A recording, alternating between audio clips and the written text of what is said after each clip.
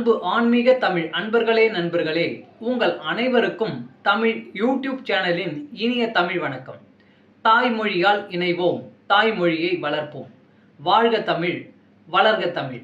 நமது சேனல் ஆன்மீக பதிவில் 12ஆம் நூற்றாண்டில் சேக்கிழார் அருளிய 12ஆம் திருமுறை சைவ காப்பியமுமான பெரிய புராணம் என்ற திருத்தொண்டர் புராணம் என்னும் நூலில் உள்ள அனைத்து பாடல்களையும் பரம்பொருளான சிவபெருமானின் அருளாசியுடன் ஒவ்வொரு பாடலையும் தெளிவான மற்றும் இயல்பான விளக்கத்துடன் அளித்து வருகிறோம். நாங்கள் அளித்து வரும் இந்த பெரிய புராணம் என்ற திருத்தொண்டர் புராணம் பதிவினை கேட்டு அதன் இனிமை உணர்ந்து அகிலம் காக்கும் இறைவனின் அருளாசியை பெற்று இறைப்பயன் அடையுமாறும், மேலும் இந்த பதிவிற்கு லைக் மற்றும் ஷேர் செய்தும், அது மட்டும் அல்லாமல் இதுவரை இந்த சேனலுக்கு நீங்கள் சப்ஸ்கிரைப் செய்யவில்லை என்றால் சப்ஸ்கிரைப் செய்து பெல் பட்டனையும் அழுத்தி ஆதரவு அளிக்கவும் அன்புடன் கேட்டுக்கொண்டு இப்பதிவினை தொடர்கிறேன். வாருங்கள், ஆன்மீக பதிவில் சேக்கிழாரின் 12ஆம் திருமுறையான பெரிய புராணம் என்ற திருத்தொண்டர் புராணம் பாடல்களை தெளிவான விளக்கமுடன் அறிவோம், அறிந்து தெளிவோம், தெளிந்து இறைப்பயன் அடைவோம்.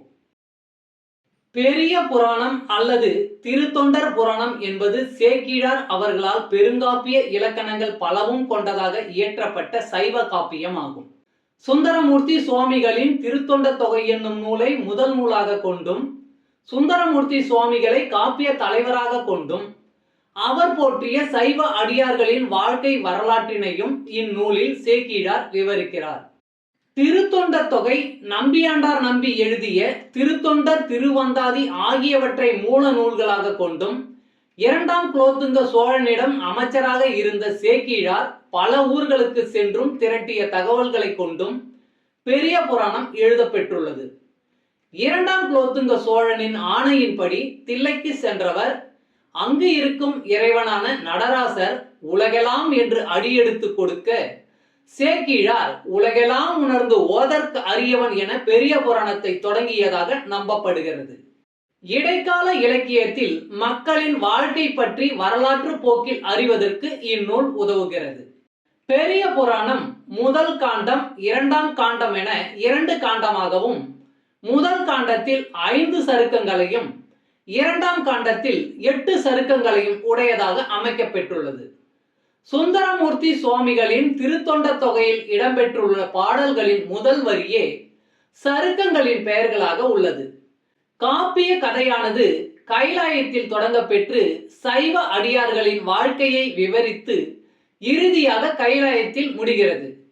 முதற்காண்டத்தில் திருமலை சருக்கம், தில்லைவாழ் அந்தணர் சருக்கம், இலைமலிந்த சருக்கம், மும்மையால் உலகாண்ட சருக்கம், திருநின்ற சருக்கம் என்ற 5 சருக்கங்களும், 2ஆம் காண்டத்தில் வம்பரா வரிகண்டு சருக்கம், வார்கொண்ட வனமுலையால் சருக்கம், பொய்யடிமை இல்லாத புலவர் சருக்கம், கரைக்கண்டன் சருக்கம், கடல் சூழ்ந்த சருக்கம், பத்தராய் பணிவார் சருக்கம், மன்னிய சீர் சருக்கம், வெள்ளானை சருக்கம் என்னும் 8 சருக்கங்களும் அமைந்துள்ளன.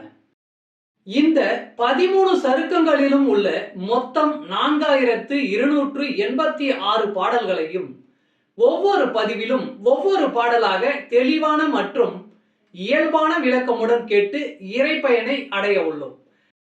சைவ சமய திருமுறைகளில் 12ஆம் திருமுறையான சேக்கிழார் பெருமான் அருளிய திருத்தொண்டர் புராணம் என்ற பெரிய புராணம்.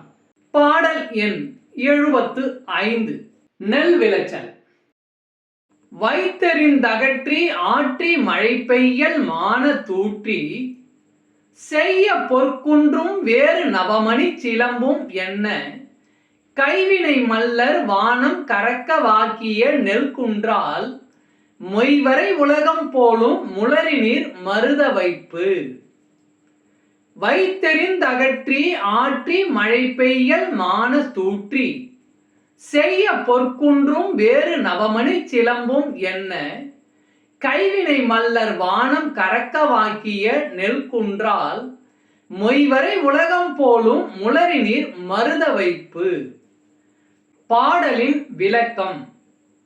மேற்கூறியவாறு தாளடி செய்தவுடன் அவ்வைக்கோல்களின் தூசு போக முரத்தால் வீசி அந்த நெற்கண் உள்ள பதர் போகுமாறு அதனை மழை போல தூற்றி சிவந்த பொன்மலையும் அதற்கு வேறான நவமணிகளால் ஆய 9 மலைகளும் போல கைத்தொழில் வல்ல உழவர்கள் விண்ணுலகம் மறையுமாறு உயர்த்திய நெல் மலைகளால் நெருங்கிய மலைகளை உடைய குறிஞ்சி நிலத்தை ஒத்திருந்தது தாமரை மலர்களை உடையதாய மருத நிலம். திருச்சிற்றம்பலம். அன்பு ஆன்மீக தமிழ் அன்பர்களே, நண்பர்களே, இவ்வீடியோ பதிவினை கேட்டு இன்புற்று ஆதரவு அளித்த அனைத்து தமிழ் உள்ளங்களுக்கும் எங்கள் உள்ளம் கனிந்த நன்றி. மேலும் இப்பதிவு உங்களுக்கு பிடித்திருந்தால் லைக் மற்றும் ஷேர் செய்தும், இதுவரை இந்த சேனலுக்கு நீங்கள் சப்ஸ்கிரைப் செய்யவில்லை என்றால் சப்ஸ்கிரைப் செய்து பெல் பட்டனையும் அழுத்தி ஆதரவு அளிக்கவும் அன்புடன் கேட்டுக்கொள்கிறோம். மிக்க நன்றி. அடுத்த பதிவில் உங்களை விரைவில் சந்திக்கும் வரை உங்களிடமிருந்து விடை பெறுவது தமிழ் யூடியூப் சேனல்.